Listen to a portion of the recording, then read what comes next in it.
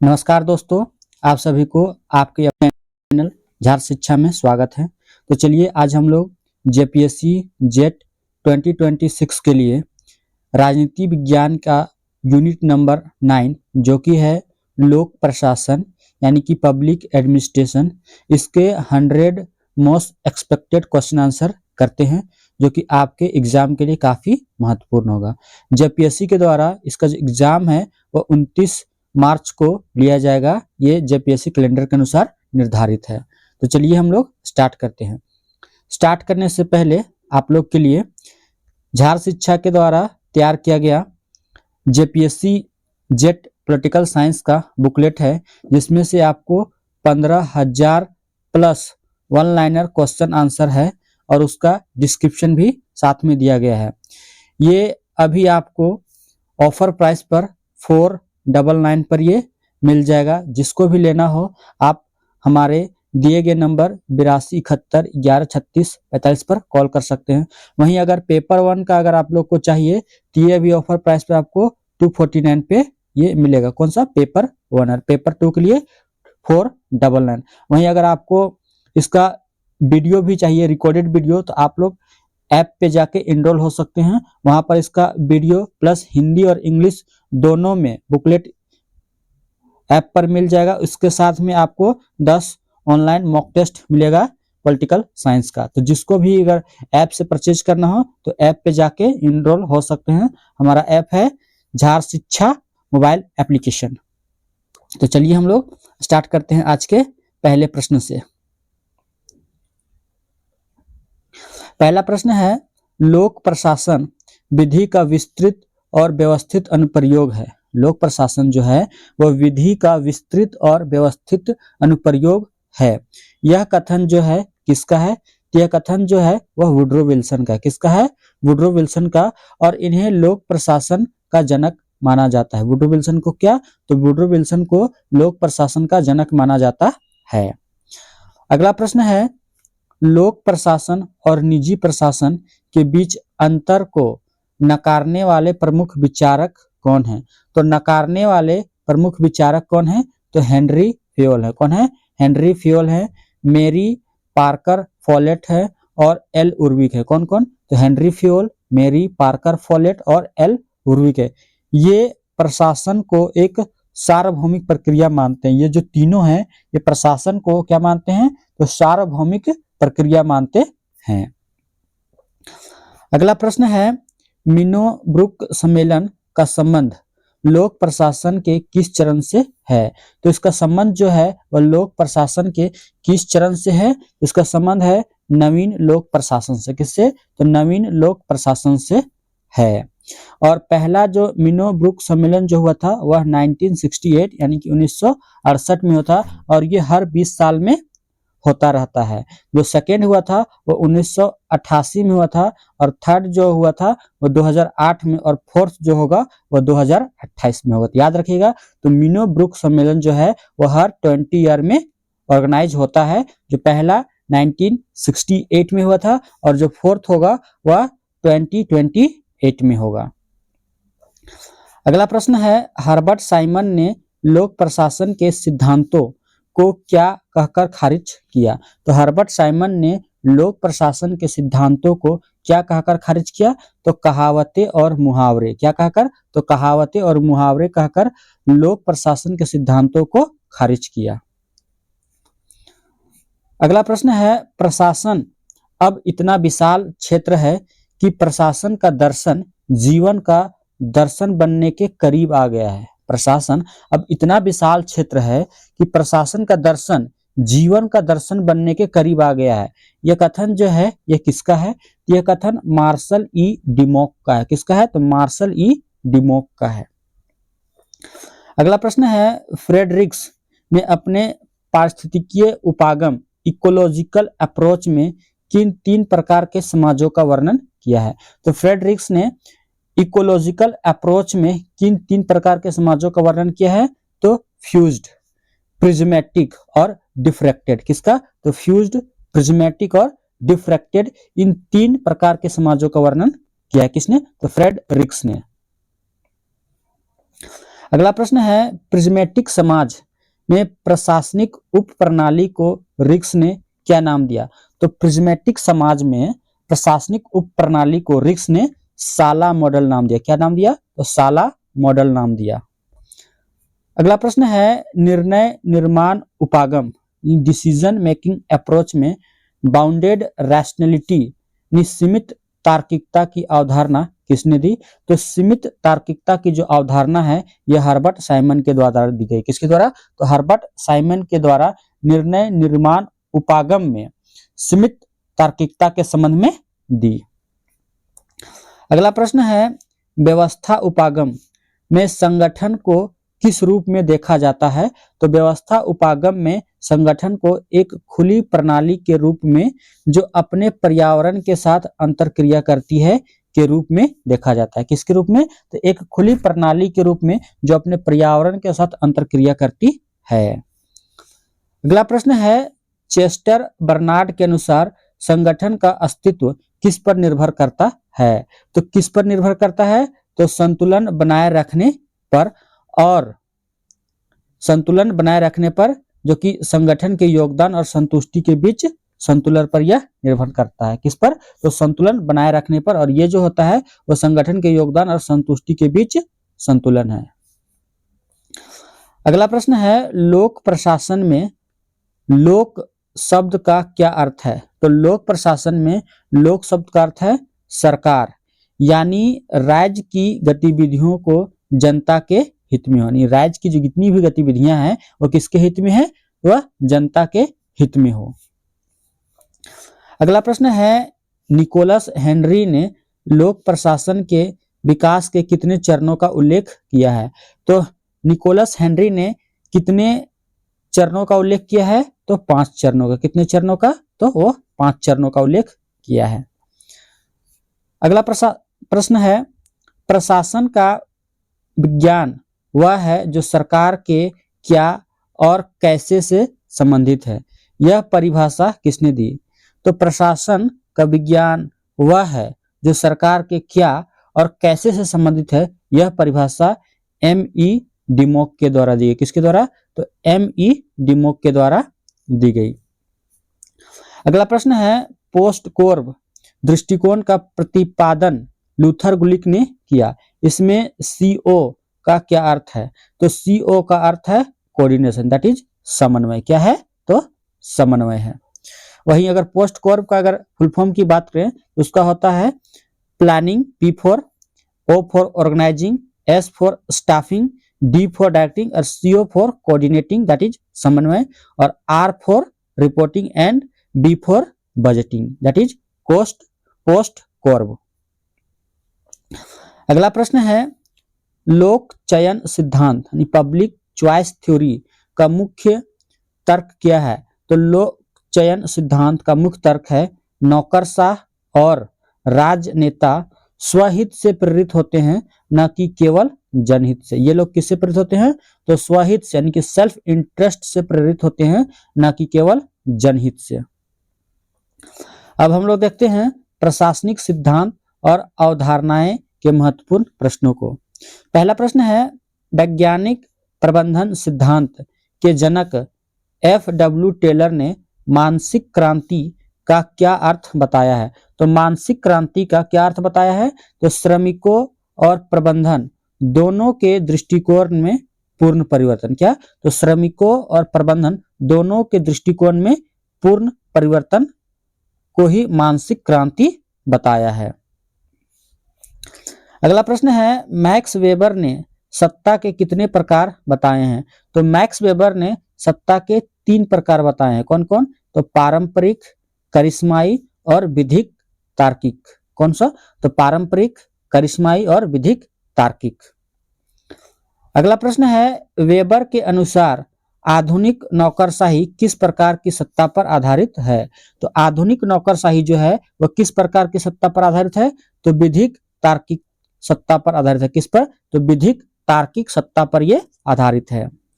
अगला प्रश्न है, नवीन लोक प्रबंधन शब्द का सर्वप्रथम प्रयोग किसने किया? तो नवीन लोक प्रबंधन शब्द का सर्वप्रथम प्रयोग जो है यह क्रिस्टोफर हुड के द्वारा किया गया। किसके द्वारा? तो क्रिस्टोफर हुड के द्वारा किया गया। कब किया? तो क्रिस्टोफर हुड ने 1991 में अपने लेख a public management for all seasons में किया। किसमें? तो a public management for all seasons में इस नवीन लोक प्रबंधन शब्द का प्रथम प्रयोग किया। याद रखना है, क्रिस्टोफर हुड ने किया था। अगला प्रश्न है एनपीएम के 3 ईज क्या है? तो एनपीएम के 3 ईज क्या है? तो यह है इकोनॉमी, दैट इज वित्तता, दक्षता यानी एफिशिएंसी, और प्रभावशीलता यानी कि इफेक्टिवनेस है। क्या है? तो इकोनॉमी है, एफिशिएंसी और इफेक्टिवनेस है।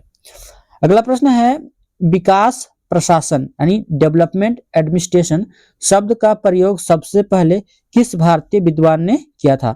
तो सबसे पहले किस भारतीय विद्वान के द्वारा किया गया था? यह यूएल गोस्वामी के द्वारा किया गया था। किसके द्वारा? तो यूएल गोस्वामी ने इसका सर्वप्रथम प्रयोग किया था। लेकिन अवधारणा को व्यापक रूप एडवर्ड वाइडनर ने दिया। किसने दिया? तो व्यापक अवधारणा जो था वह एडवर्ड वाइडनर ने दिया। अगला प्रश्न है तुलनात्मक लोक प्रशासन समूह सीएजी के अध्यक्ष कौन थे? यह फ्रेड रिक्स थे। कौन थे? तो फ्रेड रिक्स थे। अगला प्रश्न है टेलर के कार्यात्मक फोरमैनशिप में कितने पर्यवेक्षक होते हैं? तो टेलर के कार्यात्मक फोरमैनशिप में कितने पर्यवेक्षक होते हैं? ये 8 होते हैं। 4 योजना के लिए और 4 निष्पादन के लिए। कितने? तो 4 में डिवाइडेड होते हैं। तो 4 जो होते हैं वो योजना के लिए होते हैं और 4 जो होते हैं वो निष्पादन के लिए होते हैं, दैट इज प्रोडक्शन के लिए होते हैं। अगला प्रश्न है नौकरशाही वह संगठन है जो अपनी गलतियों से सीखने से इनकार करता है। यह आलोचना किसने की? यह आलोचना मिशेल क्रोजियर ने की। किसने? तो मिशेल क्रोजियर ने की। अगला प्रश्न है री इन्वाइटिंग गवर्नमेंट पुस्तक जो एनपीएम का आधार बनी के लेखक कौन है? तो री इन्वाइटिंग गवर्नमेंट पुस्तक के लेखक जो हैं वह है ओसबोर्न और गैबलर हैं। कौन है? तो ओसबोर्न और गैबलर हैं। अगला प्रश्न है उदारीकरण और वैश्वीकरण के दौर में लोक प्रशासन की बदलती प्रकृति किस ओर झुक रही है? तो इसकी बदलती प्रकृति जो है वह किस ओर झुक रही है? तो वी नौकरशाहीकरण की ओर और बाजार उन्मुखीकरण की ओर। किसकी ओर? तो वी नौकरशाहीकरण की ओर और बाजार उन्मुखीकरण की ओर ये झुक रही है। अगला प्रश्न है ड्वाइट वाल्डो ने नवीन लोक प्रशासन की मुख्य विशेषताओं में किसे शामिल किया? तो ड्वाइट वाल्डो ने नवीन लोक प्रशासन की मुख्य विशेषताओं में किसे शामिल किया? तो प्रासंगिकता, मूल्य, सामाजिक समता और परिवर्तन को शामिल किया। किसको किसको? तो प्रासंगिकता, मूल्य, सामाजिक समता और परिवर्तन को शामिल किया। अगला प्रश्न है लौह पिंजरा की अवधारणा का संबंध किस सिद्धांत से है? तो लौह पिंजरा की अवधारणा का सिद्धांत जो है ये किस सिद्धांत से है? इसका संबंध जो है वो मैक्स वेबर के नौकरशाही सिद्धांत से है। किससे? तो मैक्स वेबर के नौकरशाही सिद्धांत से है। किसका? तो लौह पिंजरा का संबंध। अगला प्रश्न है वैज्ञानिक प्रबंधन को शोधक सिद्धांत कहकर किसने आलोचना की थी? तो शोधक सिद्धांत कहकर किसने आलोचना की थी? तो मजदूर संघों ने। किसने? तो मजदूर संघों ने शोधक सिद्धांत कहकर वैज्ञानिक प्रबंधन की आलोचना की थी। अगला प्रश्न है रैशनल चॉइस थ्योरी के प्रमुख समर्थक विंसेंट ओस्ट्रोम ने किस प्रकार के प्रशासन की वकालत की? तो विंसेंट ओस्ट्रोम ने किस प्रकार के वकालत की? तो किस प्रकार के प्रशासन की वकालत की? तो लोकतांत्रिक प्रशासन, जिसको बोल सकते हैं नौकरशाही प्रशासन के विकल्प के रूप में। किसको? तो लोकतांत्रिक प्रशासन की वकालत की, यानी कि डेमोक्रेटिक एडमिनिस्ट्रेशन की वकालत की। किसके द्वारा? तो विंसेंट ओस्ट्रोम के द्वारा। अब हम लोग देखते हैं संगठन के सिद्धांत यानी कि थ्योरीज ऑफ ऑर्गेनाइजेशन के महत्वपूर्ण प्रश्नों को। इसमें पहला प्रश्न है मानव संबंध सिद्धांत यानी कि ह्यूमन रिलेशंस थ्योरी का जन्म किस प्रयोग से माना जाता है? इसका जो जन्म है वो किस प्रयोग से माना जाता है? तो हाथोर्न प्रयोग से माना जाता है, जो हुआ था 1924 से 1932 के बीच किया गया था। अगला प्रश्न है, एल्टन मेयो ने संगठन में किस अनौपचारिक तत्व पर जोर दिया? तो एल्टन मेयो ने किस अनौपचारिक तत्व पर जोर दिया? तो सामाजिक और मनोवैज्ञानिक कारक पर जोर दिया। किस पर? तो सोशल एंड साइकोलॉजिकल फैक्टर्स पर जोर दिया। किसने? तो एल्टन मेयो ने। अगला प्रश्न है, प्रिंसिपल ऑफ ऑर्गेनाइजेशन पुस्तक के लेखक कौन है? तो प्रिंसिपल ऑफ ऑर्गेनाइजेशन पुस्तक के लेखक जो हैं यह मुनी और रिले हैं। कौन है? तो मुनी और रिले जो हैं वह प्रिंसिपल्स ऑफ ऑर्गेनाइजेशन के लेखक हैं। अगला प्रश्न है, लूथर गुलिक ने संगठन के आधार के रूप में 4 P's का सिद्धांत दिया। ये 4 P क्या है? तो 4 P क्या क्या है? तो उद्देश्य यानी कि पर्पस, दूसरा प्रक्रिया यानी प्रोसेस, तीसरा व्यक्ति यानी पर्सन, और चौथा स्थान यानी कि प्लेस। तो याद रखना है, पर्पस, प्रोसेस, पर्सन और प्लेस। पर्पस, प्रोसेस, पर्सन और प्लेस, ये है 4 P's। अगला प्रश्न है, आदेश की एकता यूनिटी ऑफ कमांड का उल्लंघन दो मालिकों का दास होने जैसा है। यह विचार किसका है? तो यह विचार किसका है? तो हेनरी फ्योल का है। किसका है? तो हेनरी फ्योल का है। अगला प्रश्न है, स्पैन ऑफ कंट्रोल का अर्थ क्या है? तो स्पैन ऑफ कंट्रोल का अर्थ क्या है? तो अधीनस्थों की वह संख्या जिसे एक पर्यवेक्षक प्रभावी ढंग से नियंत्रित कर सकता है। क्या? तो अधीनस्थों की वह संख्या जिसे एक पर्यवेक्षक प्रभावी ढंग से नियंत्रित कर सकता है। अगला प्रश्न है, ग्रीकुनास का सूत्र किससे संबंधित है? तो ग्रीकुनास का सूत्र जो है ये किससे संबंधित है? यह नियंत्रण के दायरे में संबंधों की गणना से। किससे? तो नियंत्रण के दायरे में संबंधों की गणना से संबंधित है। क्या? तो ग्रीकुनास का सूत्र। अगला प्रश्न है, उर्विक ने नियंत्रण के दायरे के लिए आदर्श संख्या क्या बताई है? तो आदर्श संख्या बताई है उच्चतम स्तर पर 4 और निम्न स्तर पर 8 से 12। कितना? तो उच्चतम स्तर पर 4 और निम्न स्तर पर 8 से 12। अगला प्रश्न है, क्लासिकीय सिद्धांतकारों ने संगठन को किस रूप में देखा? तो संगठन को किस रूप में देखा? तो एक मशीन के रूप में जहां मानव एक पुर्जा है। किस रूप में देखा? तो एक मशीन के रूप में देखा जहां मानव जो है एक पुर्जा है। अगला प्रश्न है, क्रिस आर्गिरिस ने संगठन के किस सिद्धांत की आलोचना की? तो क्रिस आर्गिरिस ने संगठन के किस सिद्धांत की आलोचना की? तो औपचारिक संगठनात्मक सिद्धांतों की। किसकी? तो औपचारिक संगठनात्मक सिद्धांतों की। वे परिपक्व व्यक्तित्व के विकास में बाधक हैं। जो औपचारिक संगठनात्मक जो हैं वो क्या है? वो परिपक्व व्यक्तित्व के विकास में क्या है? बाधक हैं। अगला प्रश्न है, स्केलर चेन का क्या अर्थ है? तो स्केलर चेन का क्या अर्थ है? तो उच्च अधिकारी से निम्न स्तर तक सत्ता का पदानुक्रमिक प्रवाह को ही स्केलर चेन कहा जाता है। क्या कहा जाता है? तो उच्च अधिकारी से निम्न स्तर तक सत्ता का पदानुक्रमिक प्रवाह को ही स्केलर चेन कहा जाता है। अगला प्रश्न है, फ्योल ने स्केलर चेन में देरी से बचने के लिए कौन सा सुझाव दिया? तो कौन सा सुझाव दिया? तो गैंग प्लैंक। कौन सा? तो गैंग प्लैंक यानी कि समान स्तर के अधिकारियों के बीच सीधा संचार।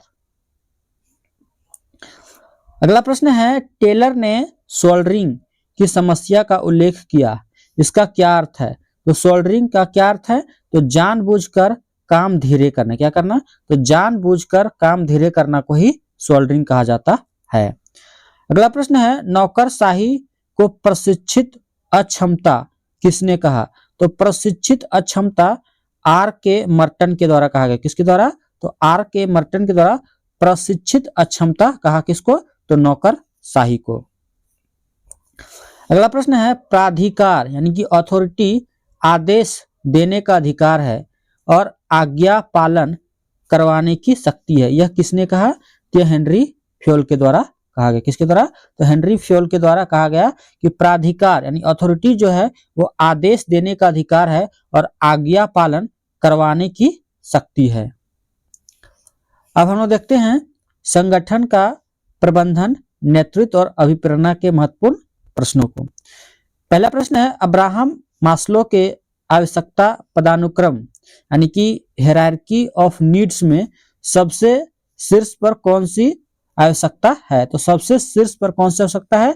तो है आत्मसिद्धि यानी कि सेल्फ एक्चुअलाइजेशन है। शीर्ष पर क्या है? तो आत्मसिद्धि है यानी कि सेल्फ एक्चुअलाइजेशन है। अगला प्रश्न है, डगलस मैकग्रेगर का सिद्धांत एक्स कर्मचारियों के बारे में क्या मानता है? तो डगलस मैकग्रेगर का सिद्धांत एक्स जो है वो कर्मचारियों के बारे में क्या मानता है? मानता है कि कर्मचारी जो होते हैं स्वभाव से आलसी होते हैं, काम से बचते हैं और उन्हें नियंत्रित करने की आवश्यकता होती है। कर्मचारी जो होते हैं वह स्वभाव से क्या होते हैं? आलसी होते हैं, काम से बचते हैं और उन्हें नियंत्रित करने की आवश्यकता होती है। अगला प्रश्न है, हर्ज़बर्ग के द्विकारक सिद्धांत यानी कि टू फैक्टर थ्योरी में वेतन और कार्य दशाएं किस श्रेणी में आते हैं? तो वेतन और कार्य दशाएं जो होती है वो हाइजीन कारक की श्रेणी में आती है। किसमें? तो हाइजीन कारक की श्रेणी में आती हैं। ये असंतुष्टि रोकते हैं पर अभिप्रेरित नहीं करते हैं। क्या करते हैं? ये असंतुष्टि को तो रोकते हैं पर अभिप्रेरित नहीं करते हैं। अगला प्रश्न है, नेतृत्व का स्थिति जन्य सिद्धांत क्या कहता है? तो स्थिति जन्य सिद्धांत क्या कहता है? तो नेतृत्व किसी एक गुण पर नहीं बल्कि पारिस्थितिकियों पर निर्भर करता है। किस पर? तो नेतृत्व जो होता है वो किसी एक गुण पर नहीं बल्कि परिस्थितियों पर निर्भर करता है। अगला प्रश्न है, रेंसिस लिकट की प्रबंधन प्रणालियों में सिस्टम 4 क्या है? तो सिस्टम 4 क्या है? तो सहभागी समूह क्या है? तो सहभागी समूह है यानी कि सबसे आदर्श प्रणाली है। अगला प्रश्न है, प्रबंधकीय ग्रिड यानी कि मैनेजेरियल ग्रिड मॉडल किसने विकसित किया? तो प्रबंधकीय ग्रिड जो है ये किसके द्वारा विकसित किया गया? यह ब्लैक और माउंटन के द्वारा विकसित किया गया। किसके द्वारा? तो ब्लैक और माउंटन के द्वारा विकसित किया गया। अगला प्रश्न है, विक्टर वूम का प्रत्याशा सिद्धांत किस पर केंद्रित है? तो विक्टर वूम का प्रत्याशा सिद्धांत जो है यह अभिप्रेरणा के सिद्धांत पर केंद्रित है। यानी अभिप्रेरणा इस बात पर निर्भर करती है कि प्रयास से प्रदर्शन और प्रदर्शन से पुरस्कार की कितनी उम्मीद है। किससे? तो प्रयास से प्रदर्शन और प्रदर्शन से प्रयास की कितनी उम्मीद है। अगला प्रश्न है, संतुष्टि और असंतुष्टि एक ही निरंतरता के विपरीत छोर नहीं है बल्कि दो अलग अलग आयाम हैं। यह किस सिद्धांत का सार है? संतुष्टि और असंतुष्टि जो है वो एक ही निरंतरता के विपरीत छोर नहीं है बल्कि दो अलग अलग आयाम है। यह किस सिद्धांत का सार है? तो हर्ज़बर्ग का अभिप्रेरणा हाइजीन सिद्धांत का। किसका? तो हर्ज़बर्ग का अभिप्रेरणा हाइजीन सिद्धांत का ये सार है। अगला प्रश्न है, चेस्टर बर्नार्ड ने नेताओं के लिए किस शब्द का प्रयोग किया है? तो नेताओं के लिए किस शब्द का प्रयोग किया है? तो नैतिकता के निर्माता। किसके लिए? तो नैतिकता के निर्माता शब्द का प्रयोग किया है नेताओं के लिए। किसके द्वारा? तो चेस्टर बर्नार्ड के द्वारा। अगला प्रश्न है, मैकग्रेगर के सिद्धांत वाई के अनुसार प्रबंधन का कार्य क्या है? तो प्रबंधन का कार्य क्या है? तो कर्मचारियों की क्षमता को पहचानना और उन्हें स्वनिर्देशित होने का अवसर देना। क्या करना? तो कर्मचारियों की क्षमता को पहचानना और उन्हें स्वनिर्देशित होने का अवसर देना। अगला प्रश्न है, एडल्फर का ERG सिद्धांत मास्लो के सिद्धांत का संशोधन है। तो ERG का क्या अर्थ है? तो ERG का अर्थ है अस्तित्व यानी कि एग्जिस्टेंस, संबंध रिलेशन, रिलेटेडनेस एंड विकास यानी कि ग्रोथ। क्या क्या है? तो अस्तित्व है, संबंध है और विकास है। किसका? तो ERG का अर्थ। अगला प्रश्न है पाथ गोल थ्योरी नेतृत्व के किस मॉडल से संबंधित है?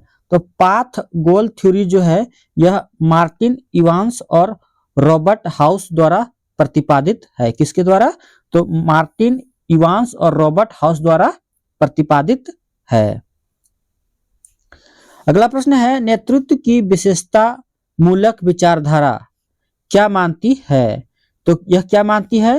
तो नेता पैदा होते हैं, बनाए नहीं जाते। यानी नेतृत्व की विशेषता मूलक विचारधारा मानती है कि नेता जो होते हैं वो पैदा होते हैं, बनाए नहीं जाते। अगला प्रश्न है विलियम ओची ने थ्योरी जेड में किस देश की प्रबंधन शैली का अध्ययन किया? तो किस देश की प्रबंधन शैली का अध्ययन किया? तो जापानी प्रबंधन शैली का। किसका? तो जापानी प्रबंधन शैली का अध्ययन किया। अगला प्रश्न है परिपक्वता अपरिपक्वता सिद्धांत किसने दिया? तो परिपक्वता अपरिपक्वता का सिद्धांत जो है क्रिस आर्गिरिस के द्वारा दिया गया। किसके द्वारा? तो क्रिस आर्गिरिस के द्वारा दिया गया। अब हम लोग देखते हैं संगठनात्मक संचार के महत्वपूर्ण प्रश्नों को। पहला प्रश्न है चेस्टर बर्नार्ड के अनुसार संगठन का पहला कार्यकारी कार्य क्या है? तो संगठन का पहला कार्यकारी कार्य क्या है? तो संचार की एक प्रणाली स्थापित करना और उसे बनाए रखना। क्या करना? तो संचार की एक प्रणाली स्थापित करना और उसे बनाए रखना। अगला प्रश्न है उदासीनता का क्षेत्र यानी कि जोन ऑफ इनडिफरेंस की अवधारणा किसने दी? तो उदासीनता का क्षेत्र की अवधारणा जो है यह चेस्टर बर्नार्ड के द्वारा दी गई। किसके द्वारा? तो चेस्टर बर्नार्ड के द्वारा दी गई। अगला प्रश्न है जोन ऑफ इंडिफरेंस का क्या अर्थ है?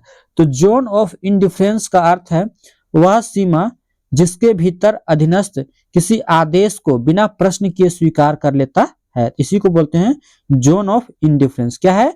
कि वह सीमा जिसके भीतर अधीनस्थ जो है किसी आदेश को बिना प्रश्न किए स्वीकार कर लेता है, उसी को बोलते हैं जोन ऑफ इंडिफरेंस। अगला प्रश्न है बर्नार्ड के अनुसार सत्ता दैट इज अथॉरिटी किस पर निर्भर करती है? तो अथॉरिटी जो है यह अधीनस्थों की स्वीकृति पर निर्भर करती है। किस पर? तो एक्सेप्टेंस थ्योरी ऑफ अथॉरिटी पर यह निर्भर करती है।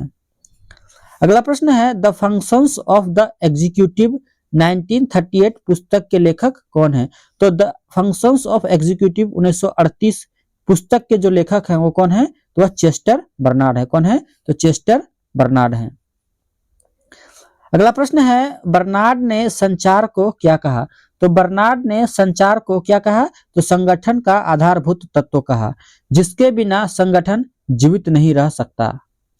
अगला प्रश्न है संगठन में सूचना प्रबंधन यानी कि इंफॉर्मेशन मैनेजमेंट का उद्देश्य क्या है? तो इंफॉर्मेशन मैनेजमेंट का उद्देश्य है सही समय पर सही व्यक्ति को निर्णय लेने के लिए सही जानकारी उपलब्ध कराना। क्या करना? सही समय पर सही व्यक्ति को निर्णय लेने के लिए सही जानकारी उपलब्ध कराना, इसी को बोलते हैं सूचना प्रबंधन।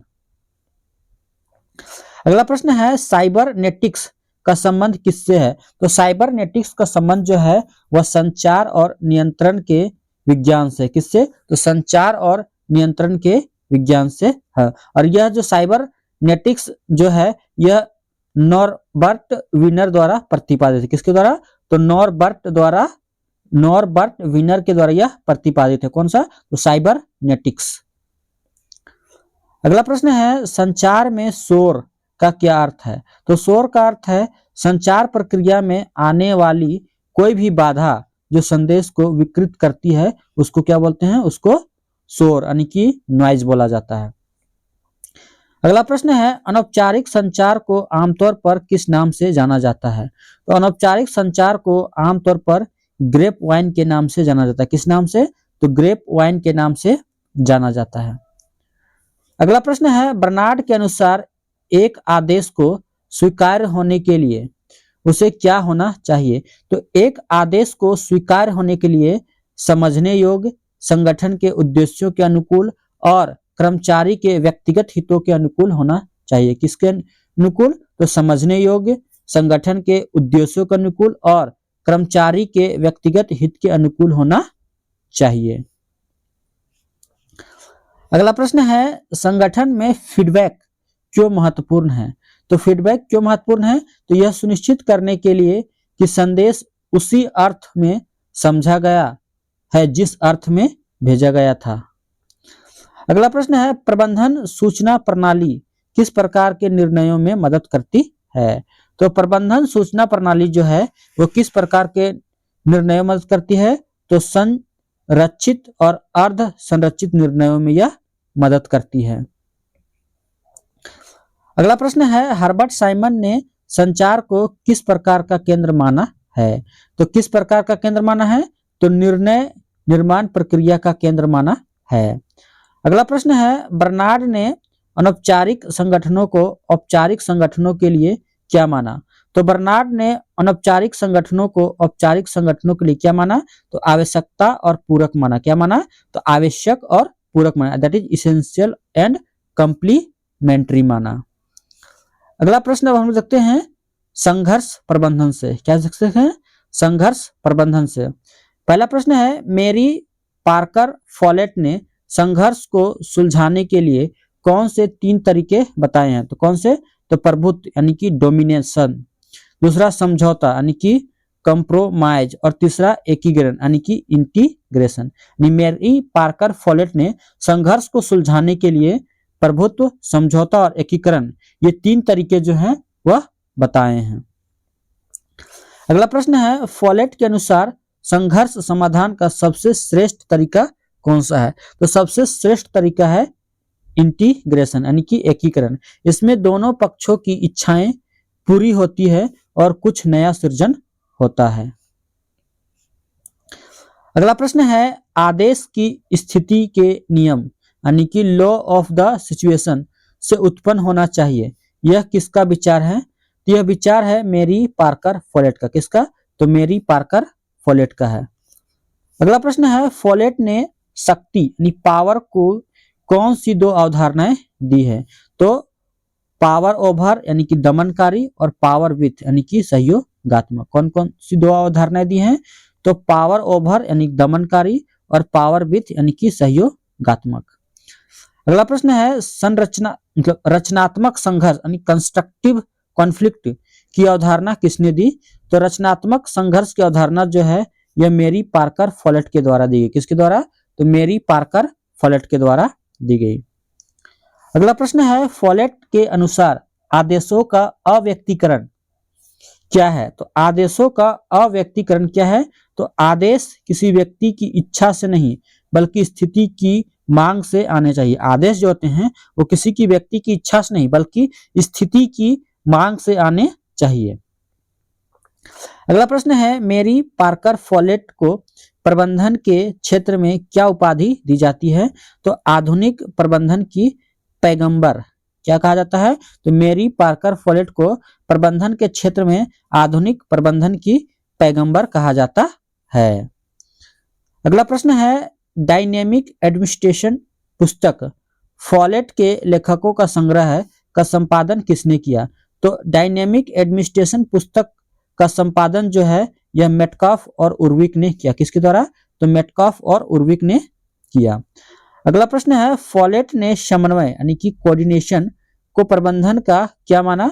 तो प्रबंधन का मूल तत्व माना यानी कि कोर ऑफ मैनेजमेंट माना। किसको? तो कोऑर्डिनेशन को। अगला प्रश्न है, समझौता यानी कि कंप्रोमाइज और एकीकरण मतलब इंटीग्रेशन में फॉलेट ने क्या अंतर बताया? तो समझौता और एकीकरण में क्या अंतर बताया कि समझौता में त्याग करना पड़ता है जबकि एकीकरण में दोनों पक्षों की इच्छाओं का नया समाधान निकलता है। समझौता में क्या करना पड़ता है? तो त्याग करना पड़ता है, कुछ चीज को सैक्रिफाइस करना पड़ता है, बट एकीकरण में दोनों पक्षों की इच्छाओं को नया समाधान निकालना पड़ता है। अगला प्रश्न है, उद्देश्यों द्वारा प्रबंधन के महत्वपूर्ण प्रश्न। पहला है, उद्देश्यों द्वारा प्रबंधन मैनेजमेंट बाय ऑब्जेक्टिव्स MBO शब्द का सर्वप्रथम प्रयोग किसने किया? तो MBO शब्द का सर्वप्रथम प्रयोग जो है वह पीटर ड्रकर के द्वारा किया गया। कब? तो 1954 ईस्वी में किया गया। अगला प्रश्न है, पीटर ड्रकर की किस पुस्तक में MBO की अवधारणा दी गई? तो यह द प्रैक्टिस ऑफ मैनेजमेंट में दी गई। किसमें? तो द प्रैक्टिस ऑफ मैनेजमेंट में दी गई, जो कि पीटर ड्रकर की पुस्तक है। अगला प्रश्न है, MBO प्रक्रिया का मुख्य केंद्र बिंदु क्या है? तो इसका मुख्य केंद्र बिंदु है अधीनस्थ और पर्यवेक्षक द्वारा मिलकर लक्ष्यों का निर्धारण करना। क्या करना? तो अधीनस्थ और पर्यवेक्षक द्वारा मिलकर लक्ष्यों का निर्धारण करना। अगला प्रश्न है, MBO को परिणामों द्वारा प्रबंधन भी कहा जाता है, क्यों? तो MBO को परिणामों द्वारा प्रबंधन भी कहा जाता है, क्यों? क्योंकि इसमें ध्यान प्रक्रिया के बजाय अंतरिम परिणाम पर होता है। क्या होता है? क्योंकि इसमें ध्यान प्रक्रिया के बजाय अंतिम परिणाम पर होता है। अगला प्रश्न है, दक्षता यानी इफिशियंसी काम को सही करना है, जबकि प्रभावशीलता सही काम करना है। यह अंतर किसने स्पष्ट किया? यह पीटर ड्रकर के द्वारा स्पष्ट किया गया। अगला प्रश्न है, MBO में स्मार्ट गोल का क्या अर्थ है? तो स्मार्ट गोल का अर्थ है specific, measurable, achievable, relevant and time bounded. क्या होता है? स्मार्ट का अर्थ होता है specific, measurable, achievable, relevant and time bound होता है। अगला प्रश्न है, पीटर ड्रकर ने किसे नॉलेज वर्कर कहा? तो वे कर्मचारी जो शारीरिक श्रम के बजाय सूचना और ज्ञान का उपयोग करते हैं, उसे क्या कहा? तो नॉलेज वर्कर कहा। अगला प्रश्न है, MBO की सफलता किस पर निर्भर करती है? तो यह नियमित फीडबैक और प्रदर्शन समीक्षा पर निर्भर करती है। किस पर? तो नियमित फीडबैक और प्रदर्शन समीक्षा पर यह निर्भर करती है। अगला प्रश्न है, निजीकरण यानी कि प्राइवेटाइजेशन शब्द का प्रयोग सबसे पहले किसने किया? तो निजीकरण शब्द का प्रयोग सबसे पहले पीटर ड्रकर ने किया था। किसने? तो पीटर ड्रकर ने किया था रीप्राइवेटाइजेशन के रूप में। किसमें? तो रीप्राइवेटाइजेशन के रूप में किया था। अगला प्रश्न है, प्रबंधन एक ऐसा अंग है जो केवल कार्यों के माध्यम से ही अस्तित्व में रह सकता है। यह किसने कहा? यह पीटर ड्रकर के द्वारा कहा गया। प्रबंधन जो है एक ऐसा अंग है जो केवल कार्यों के माध्यम से ही अस्तित्व में रह सकता है।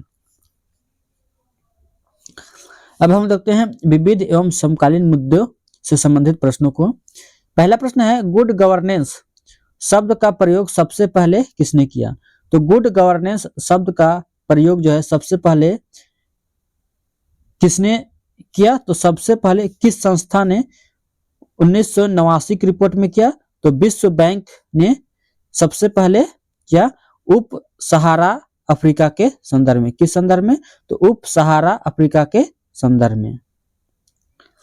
अगला प्रश्न है, प्रशासन राजनीति के बाहर है। प्रशासन जो है वह राजनीति के बाहर है। यह राजनीति प्रशासन द्वैत भाव का विचार किसने दिया? तो वुड्रो विल्सन ने दिया। किसने? तो वुड्रो विल्सन ने दिया अपने 1887 के लेख द स्टडी ऑफ एडमिनिस्ट्रेशन में। किसमें? तो द स्टडी ऑफ एडमिनिस्ट्रेशन में दिया। अगला प्रश्न है, मीनो ब्रुक सम्मेलन 2008 का मुख्य विषय क्या था? इसका मुख्य विषय था लोक प्रशासन का भविष्य, लोक प्रबंधन और शासन। क्या था? तो लोक प्रशासन का भविष्य, लोक प्रबंधन और शासन। अगला प्रश्न है, लोक प्रशासन में 3 A's यानी कि अकाउंटेबिलिटी, अथॉरिटी और एडमिनिस्ट्रेशन का महत्व किस संदर्भ में है? तो किस संदर्भ में है? तो प्रशासनिक उत्तरदायित्व सुनिश्चित करने में। किसमें? तो प्रशासनिक उत्तरदायित्व सुनिश्चित करने में। अगला प्रश्न है, प्रिज्मेटिक समाज में बाजार कैंटीन मॉडल किस क्षेत्र का वर्णन करता है? तो बाजार कैंटीन मॉडल जो है यह आर्थिक व्यवस्था का अध्ययन करता है। किसका? तो आर्थिक व्यवस्था का यह अध्ययन करता है, या आर्थिक व्यवस्था का यह वर्णन करता है। दोस्तों, आप लोग के जेपीएससी जेट की परीक्षा को धारदार बनाने के लिए झार शिक्षा के द्वारा पॉलिटिकल साइंस पेपर 2 के लिए बुकलेट तैयार किया गया है, जिसमें से 15,000 वन लाइनर क्वेश्चन आंसर हैं, जो कि आपकी एग्जाम के लिए काफी रेलेवेंट है। वहीं पेपर 1 के लिए भी तैयार किया गया है बुकलेट्स, जिसमें से आपको इसमें 6000 प्लस वन लाइनर क्वेश्चन है, जो कि एग्जाम के लिए काफी बेनिफिशियल होगा। तो जिनको भी लेना हो, हमारा नंबर है 8271113645 पर आप लोग कॉल कर सकते हैं और इसको अफोर्डेबल प्राइस पर इसको अवेल कर सकते हैं। वहीं अगर इसका कोई वीडियो लेक्चर चाहिए तो आप हमारे झार शिक्षा मोबाइल एप्लीकेशन को प्ले स्टोर से डाउनलोड करके आप हमारे जेपीएससी कोर्स में इनरोल हो सकते हैं। वहां पर आपको इसके 10 मॉक टेस्ट, इसका रिकॉर्डेड वीडियो आपको और हिंदी और इंग्लिश दोनों में पीडीएफ जो है वो अवेलेबल है पहले से ऑलरेडी। और अगर आपको टेस्ट का क्वालिटी चेक करना हो तो एक इसमें टेस्ट अवेलेबल है सभी के लिए, तो आप लोग उसमें टेस्ट क्वालिटी जाके चेक कर सकते हैं। तो वीडियो देखने के लिए आप सभी को थैंक यू। जय हिंद, जय भारत, जय झारखंड, जय जोहार।